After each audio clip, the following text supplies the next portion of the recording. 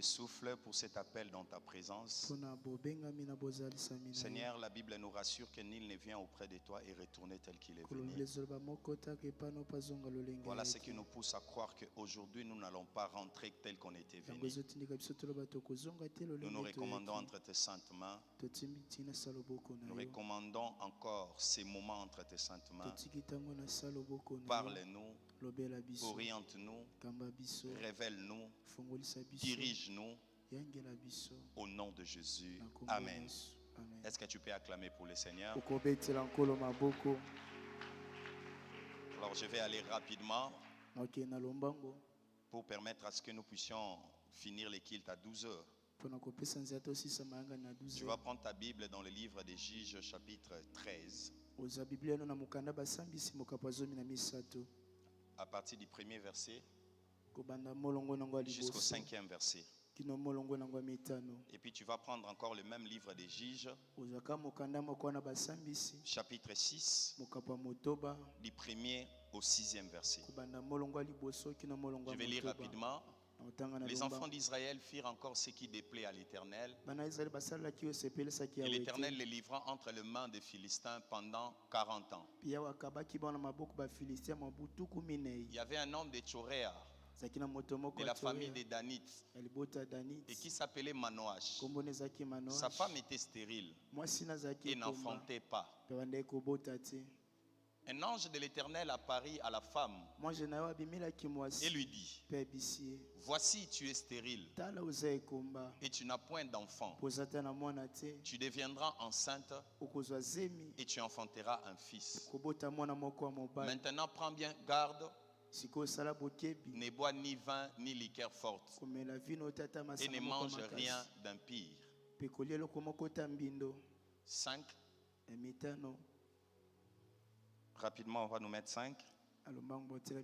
Car tu vas devenir enceinte et tu enfanteras un fils. Le rasoir ne passera point sur sa tête, parce que cet enfant sera consacré à Dieu dès le ventre de sa mère. Et ce sera lui qui commencera à délivrer Israël de la main des Philistins. Tu vas prendre le chapitre 6 rapidement. On va lire seulement les premiers versets. Les enfants d'Israël firent ce qui déplaît à l'Éternel. Et l'Éternel les livra entre les mains des Madians pendant 7 ans. Je veux que nous puissions lire ensemble. Les premiers versets du chapitre 6. Les enfants d'Israël firent ce qui déplaît à l'Éternel. Et l'Éternel les livra entre les mains des Madians pendant 7 ans. On nous donne le chapitre 13, verset 1er. Rapidement, on va nous donner, vous allez remarquer quelque chose. Chapitre 13, verset 1er. La Bible dit: les enfants d'Israël firent encore ce qui déplaît à l'Éternel. Et l'Éternel les livra entre les mains des Philistins. Pendant combien d'années? Vous allez remarquer que dans ces deux récits, c'est presque la même chose. Dans les chapitres 6, ils ont été livrés pendant 7 ans. Mais dans les chapitres 13, ils ont été aussi livrés, mais cette fois-ci pendant 40 ans. Est-ce que vous êtes d'accord avec moi? Si on va dire que pendant 40 ans, ils étaient livrés, ça veut dire que pendant ces 40 ans, il y a des enfants qui étaient nés et trouvaient ces peuples déjà entre les mains des Philistins. Donc il y a des enfants qui sont nés et ont trouvé la famille déjà livrée. Il y a des enfants qui sont nés, ils avaient peut-être, je peux dire 38 ans. Il peut avoir peut-être 20 ans. Mais le comble est que sa famille, la famille à laquelle où Dieu l'a permis de naître, pendant cette période, c'était une famille déjà livrée. Lorsqu'on parle de la main de l'Éternel, lorsqu'on parle que Dieu les a livrés, il faut premièrement comprendre une chose, que Dieu ne souhaite pas le mal pour nous.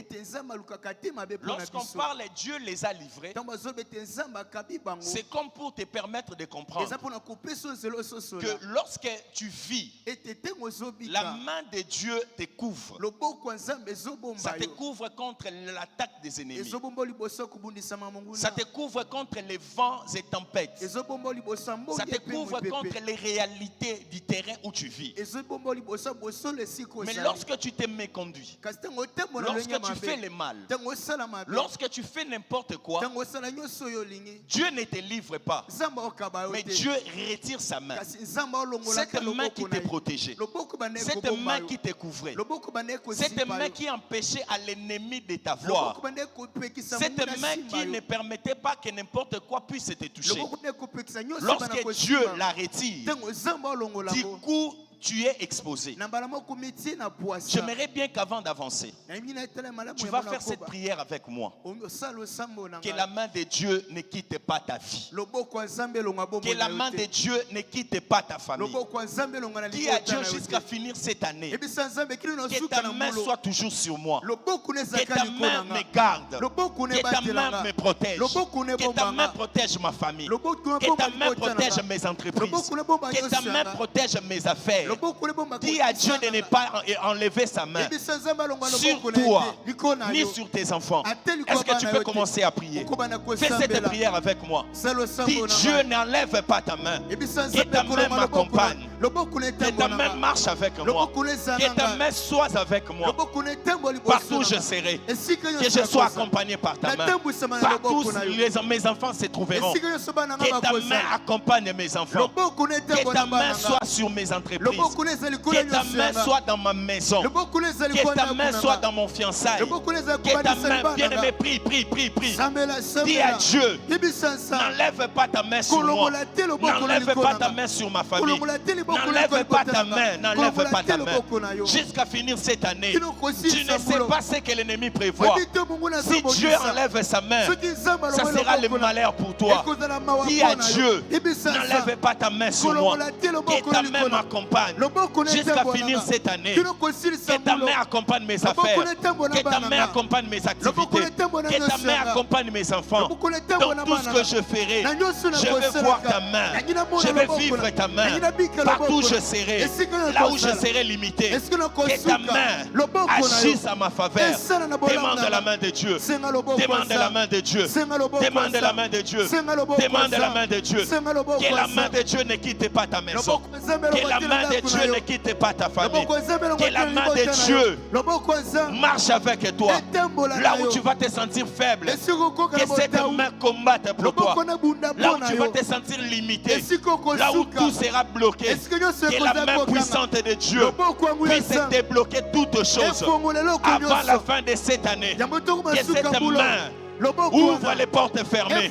Là où il y avait des résistances, la main de Dieu arrivera et agira par rapport à ta faveur. Ça va agir pour toi. Prie. Prie. Même toi qui nous suis, demande la main de Dieu dans tout ce que tu fais, dans tes études, dans ton travail, dans tes démarches, dans tout ce que tu entreprends. Que la main de Dieu soit avec toi. Que Dieu ne retire pas sa main malgré tes erreurs, malgré tes imperfections. Que Dieu n'enlève pas sa main, qu'il ne retire pas sa main, qu'il ne retire pas sa main. Au nom de Jésus, je déclare dans ta vie, tu finiras cette année sous la main puissante de l'Éternel. Je déclare dans ta famille, la main de Dieu sera toujours là. La main puissante de Dieu ne se retirera jamais.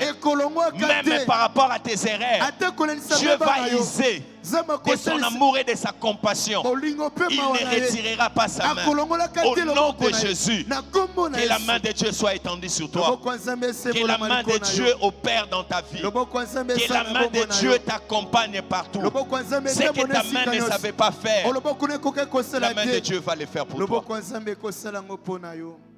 Est-ce que quelqu'un peut me dire Amen? Dis encore à haute voix Amen. Le thème que nous allons développer ce matin, c'est né dans une famille livrée. Chacun de nous ici, tu ne connais pas toutes les réalités qui se passent dans ta famille. Dans nos coutumes, on ne nous présente pas tout. On ne nous révèle pas ce qui a été fait. Pour que les chefs coutumiers demeure longtemps dans son règne, il ne va pas te dire ce qu'il fait. Beaucoup de familles sont déjà livrées. Et nous sommes nés dans des familles livrées. Nous sommes nés dans des familles livrées. Voilà pourquoi tu essayes de te battre. Tu essayes d'entreprendre.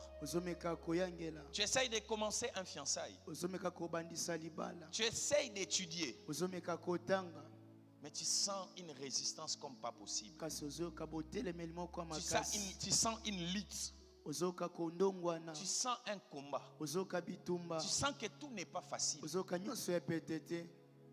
Moi, je vais te parler de quelques points.